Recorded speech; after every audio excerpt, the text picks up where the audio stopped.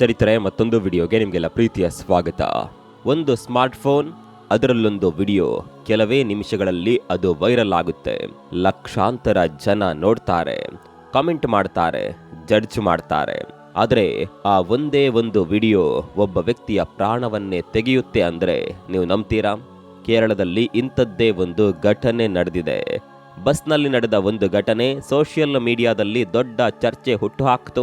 ಆದರೆ ಆ ಚರ್ಚೆಯ ಅಂತ್ಯ ಮಾತ್ರ ತುಂಬಾನೇ ದಾರುಣವಾಗಿತ್ತು. ಅಷ್ಟಕ್ಕೂ ಆ ಬಸ್ನಲ್ಲಿ ನಡೆದಿದ್ದು ಏನು, ಆ ವಿಡಿಯೋದಲ್ಲಿ ಅಂಥದ್ದೇನಿತ್ತು?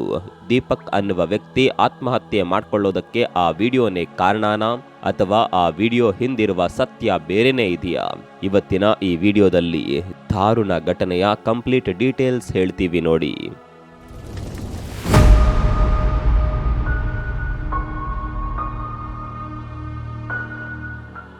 ಮೊನ್ನೆ ಅಂದ್ರೆ ಜನವರಿ 16ನೇ ತಾರೀಕು ಶುಕ್ರವಾರ, ಸ್ಥಳ ಕೇರಳದ ಪಯ್ಯನೂರು. 42 ವರ್ಷದ ದೀಪಕ್ ವೃತ್ತಿಯಲ್ಲಿ ಒಬ್ಬ ಸೇಲ್ಸ್ ಮ್ಯಾನೇಜರ್. ಕೇರಳದ ಪುದಿಯಾದ ಮೂಲದವರು. ಕೆಲಸದ ವಿಚಾರವಾಗಿ ಕಣ್ಣೂರಿಗೆ ಹೋಗಬೇಕಿತ್ತು. ಅದಕ್ಕೋಸ್ಕರ ಬಸ್ ಹತ್ತಿದ್ರು. ಬಸ್ ಫುಲ್ ರಶ್ ಇತ್ತು. ಸೀಟ್ ಸಿಗದೆ ದೀಪಕ್ ನಿಂತಿದ್ರು. ಅವರ ಮುಂದೆಯೇ ಶಿಮ್ಜಿತಾ ಮುಸ್ತಫಾ ಅನ್ನುವ ಮಹಿಳೆ ಕೂಡ ಪ್ರಯಾಣ ಮಾಡ್ತಿದ್ರು. ಆಗ ಇದ್ದಕ್ಕಿದ್ದಂತೆ ಶಿಮ್ಜಿತಾ ತಮ್ಮ ಮೊಬೈಲ್ ತೆಗೆದು ವಿಡಿಯೋ ರೆಕಾರ್ಡ್ ಮಾಡೋದಕ್ಕೆ ಶುರು ಮಾಡ್ತಾಳೆ.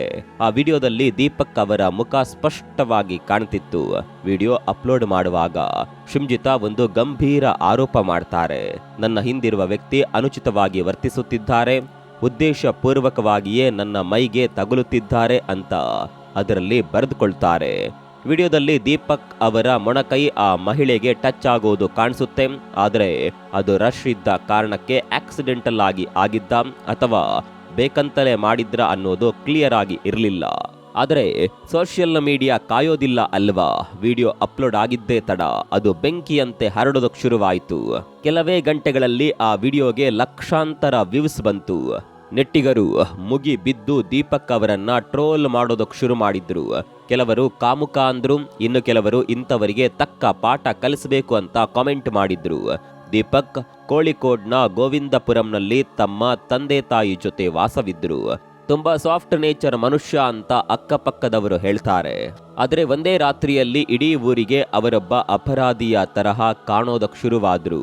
ದೀಪಕ್ ಕಡೆಯಿಂದ ಯಾವುದೇ ಸ್ಪಷ್ಟನೆ ಕೊಡೋದಕ್ಕೆ ಮುಂಚೆಯೇ ಸೋಷಿಯಲ್ ಮೀಡಿಯಾದ ಜನತಾ ನ್ಯಾಯಾಲಯ ತೀರ್ಪು ಕೊಟ್ಟು ಬಿಟ್ಟಿತು. ದೀಪಕ್ ತಪ್ಪು ಮಾಡಿದ್ದಾರೆ, ಅವರಿಗೆ ಶಿಕ್ಷೆ ಆಗ್ಲೇಬೇಕು ಅಂತ ಜನ ಡಿಸೈಡ್ ಮಾಡಿದ್ರು. ಈ ಅವಮಾನ, ಈ ಸೋಷಿಯಲ್ ಶೇಮಿಂಗ್ ದೀಪಕ್ ಅವರ ಮನಸ್ಸಿನ ಮೇಲೆ ಎಷ್ಟು ಆಳವಾದ ಗಾಯ ಮಾಡ್ತು ಅನ್ನೋದು ಯಾರಿಗೂ ಗೊತ್ತೇ ಆಗ್ಲಿಲ್ಲ. ಈಗ 2 ದಿನ ಕಳೀತು. ಜನವರಿ 18 ಭಾನುವಾರ ಬೆಳಗ್ಗೆ ದೀಪಕ್ ಅವರ ಮನೆಯಲ್ಲಿ ಎಂದಿನಂತೆ ಬೆಳಕು ಹರಿಯಿತು. ಆದರೆ ದೀಪಕ್ ರೂಮ್ ಬಾಗಿಲು ಮಾತ್ರ ತೆಗಿಲಿಲ್ಲ. ಸಂಶಯ ಬಂದು ಮನೆಯವರು ಬಾಗಿಲು ಒಡೆದು ನೋಡಿದಾಗ ಅಲ್ಲಿ ಕಾದಿತ್ತು ಆಘಾತಕಾರಿ ದೃಶ್ಯ. ದೀಪಕ್ ನೇಣಿಗೆ ಶರಣಾಗಿದ್ರು. ಯಾವುದೇ ಡೆತ್ ನೋಟ್ ಸಿಕ್ಕಿಲ್ಲ, ಯಾವುದೇ ಕೊನೆಯ ವಿಡಿಯೋ ಮಾಡಿಲ್ಲ. ಆದರೆ ಕಾರಣ ಏನಿರಬಹುದು ಅಂತ ಊಹಿಸೋದಕ್ಕೆ ಕಷ್ಟ ಪಡಬೇಕಾಗಿಲ್ಲ. ಕುಟುಂಬದವರು ಹೇಳ್ತಾರೆ, ದೀಪಕ್ ಆ ವಿಡಿಯೋ ನೋಡಿ ಸಂಪೂರ್ಣವಾಗಿ ಕುಗ್ಗಿ ಹೋಗಿದ್ರು. ನಾನು ತಪ್ಪು ಮಾಡಿಲ್ಲ, ಬಸ್ ರಶ್ ಇತ್ತು ಅಷ್ಟೇ, ಆದ್ರೂ ಜನ ನನ್ನನ್ನ ಕೆಟ್ಟದಾಗಿ ನೋಡ್ತಿದ್ದಾರೆ ಅಂತ ಕೊರಗ್ತಿದ್ರು ಅಂತ. ಒಂದು ಕಡೆ ಮಗನ ಸಾವು, ಇನ್ನೊಂದು ಕಡೆ ಸಮಾಜದ ನಿಂದನೆ. ಆ ಕುಟುಂಬದ ಪರಿಸ್ಥಿತಿ ಈಗ ಹೇಳ ತೀರದಾಗಿದೆ. ದೀಪಕ್ ಸಾವಿನ ಸುದ್ದಿ ಹೊರಬೀಳ್ತಿದ್ದಂಗೆ ಕತೆ ಉಲ್ಟಾ ಆಯಿತು. ಯಾವ ಜನ ಮೊದಲು ದೀಪಕ್ ಅವರನ್ನ ಬೈತಿದ್ರೋ ಅವರೇ ಈಗ ದೀಪಕ್ ಪರ ನಿಲ್ಲೋದಕ್ಕೆ ಶುರು ಮಾಡಿದ್ರು. ಬಸ್ನಲ್ಲಿ ರಶ್ ಇದ್ದಾಗ ಮೈ ತಗಲೋದು ಸಹಜ. ಅದನ್ನೇ ದೊಡ್ಡದು ಮಾಡಿ ವಿಡಿಯೋ ಮಾಡಿದ್ದು ಯಾಕೆ? ಕೇವಲ ವ್ಯೂಸ್ಗಾಗಿ, ಲೈಕ್ಸ್ಗಾಗಿ ಒಬ್ಬ ಅಮಾಯಕನ ಬಲಿ ಪಡಿಬೇಕಿತ್ತ ಅಂತ ಜನ ಈಗ ಆ ಮಹಿಳೆಯನ್ನ ಪ್ರಶ್ನೆ ಮಾಡ್ತಿದ್ದಾರೆ. ವಿಡಿಯೋ ಮಾಡುವಾಗ ಆ ಮಹಿಳೆ ನಗುಮುಖ ಇಟ್ಕೊಂಡು ಕಾಮ್ ಆಗಿ ಯಾಕೆ ವಿಡಿಯೋ ಮಾಡ್ತಿದ್ದಾರೆ, ಯಾಕೆ ಅಲ್ಲೇ ಪ್ರೊಟೆಸ್ಟ್ ಮಾಡಲಿಲ್ಲ ಅನ್ನುವ ಪ್ರಶ್ನೆಗಳನ್ನ ಕೇಳ್ತಿದ್ದಾರೆ. ಹ್ಯಾಶ್ಟ್ಯಾಗ್ ಜಸ್ಟಿಸ್ ಫಾರ್ ದೀಪಕ್ ಅನ್ನುವ ಹ್ಯಾಶ್ಟ್ಯಾಗ್ ಕೂಡ ಈಗ ಟ್ರೆಂಡ್ ಆಗ್ತಾ ಇದೆ. ಇನ್ನೊಂದು ಕಡೆ ಆ ಮಹಿಳೆ ಶಿಮ್ಜಿತಾ ತಾನು ಮಾಡಿದ್ದು ಸರಿ ಅಂತಾನೆ ವಾದ ಮಾಡ್ತಿದ್ದಾರೆ. ನಾನು ಸುಮ್ಮನೆ ಆರೋಪ ಮಾಡಿಲ್ಲ, ನನಗೆ ಅನುಭವ ಆಗಿದ್ದನ್ನ ಹೇಳಿದ್ದೇನೆ, ಬೇರೆ ಮಹಿಳೆಗೂ ಹೀಗೆ ಆಗ್ತಿತ್ತು, ಅದನ್ನ ನೋಡಿ ನಾನು ಧ್ವನಿ ಎತ್ತಿದೆ ಅನ್ನೋದು ಅವರ ಸ್ಪಷ್ಟನೆ. ಜೊತೆಗೆ ದೀಪಕ್ ಸಾವಿನ ನಂತರ ಈಕೆ ತಲೆ ಮರೆಸಿಕೊಂಡಿದ್ದಾಳೆ ಅನ್ನುವ ರಿಪೋರ್ಟ್ಸ್ ಕೂಡ ಬಂದಿದೆ. ಆದರೆ ಪೊಲೀಸರು ಈಗ ಪ್ರಕರಣ ದಾಖಲಿಸಿಕೊಂಡಿದ್ದಾರೆ. ಇದು ಆತ್ಮಹತ್ಯೆಯ ಅಥವಾ ಆತ್ಮಹತ್ಯೆಗೆ ಪ್ರೇರಣೆಯ ಅನ್ನುವ ತನಿಖೆ ನಡೀತಾ ಇದೆ. ದೀಪಕ್ ಫೋನ್ ಮತ್ತು ಆ ವೈರಲ್ ವಿಡಿಯೋ ಇವೆರಡೇ ಈಗ ಪೊಲೀಸರಿಗೆ ಪ್ರಮುಖ ಸಾಕ್ಷಿ. ಇಲ್ಲಿ ನಾವು ಒಂದು ವಿಷಯವನ್ನ ಗಂಭೀರವಾಗಿ ಯೋಚನೆ ಮಾಡಬೇಕಾಗಿದೆ. ಮಹಿಳೆಯರ ಸುರಕ್ಷತೆ ಮುಖ್ಯ. ಅದರಲ್ಲಿ ಎಲ್ಲರೂ ಒಂದೇ ಮಾತು, ಬಸ್ನಲ್ಲಿ ರಸ್ತೆಯಲ್ಲಿ ಮಹಿಳೆಯರಿಗೆ ತೊಂದರೆ ಆದರೆ ಖಂಡಿತ ಪ್ರಶ್ನೆ ಮಾಡಬೇಕು.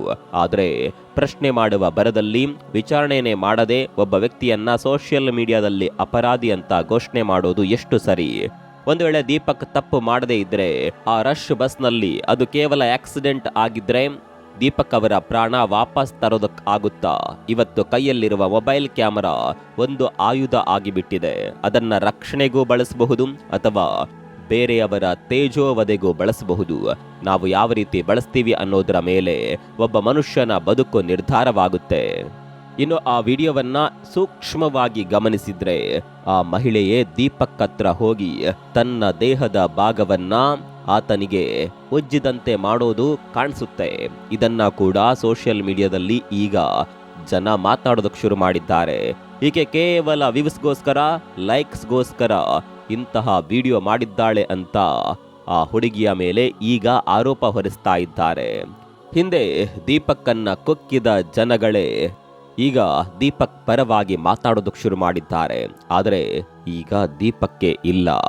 ತನಗಾದ ಅವಮಾನ, ಸೋಷಿಯಲ್ ಮೀಡಿಯಾದಲ್ಲಾದ ಶೇಮಿಂಗ್ನಿಂದ ಅವರು ಪ್ರಾಣವನ್ನೇ ಕಳೆದುಕೊಂಡಿದ್ದಾರೆ. ಅದೇನೇ ಇರಲಿ, ಪೊಲೀಸ್ ತನಿಖೆಯಿಂದ ಸತ್ಯ ಹೊರಗೆ ಬರಬಹುದು. ಆದರೆ ದೀಪಕ್ ಅವರ ಸಾವಿಗೆ ನ್ಯಾಯ ಸಿಗುತ್ತಾ ಅನ್ನೋದೇ ಈಗಿರುವ ದೊಡ್ಡ ಪ್ರಶ್ನೆ.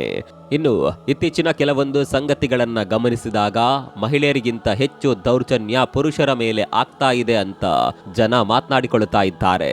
ಕೆಲವರಂತೂ ಮಹಿಳೆ ಅನ್ನೋದನ್ನೇ ಅಸ್ತ್ರವನ್ನಾಗಿಟ್ಕೊಂಡು ಪುರುಷರ ಮೇಲೆ ಇಲ್ಲ ಸಲ್ಲದ ಆರೋಪ ಮಾಡ್ತಾ ಇದ್ದಾರೆ. ವುಮೆನ್ ಕಾರ್ಡ್ ಬಳಕೆ ಇತ್ತೀಚೆಗೆ ಹೆಚ್ಚಾಗ್ತಾ ಇದೆ. ಇದೇ ರೀತಿ ಮುಂದುವರೆದರೆ ನಿಜವಾದ ಸಂತ್ರಸ್ತರನ್ನ ಯಾರೂ ಕೂಡ ಮುಂದಿನ ದಿನಗಳಲ್ಲಿ ಸೀರಿಯಸ್ ಆಗಿ ತೆಗೆದುಕೊಳ್ಳೋದಿಲ್ಲ.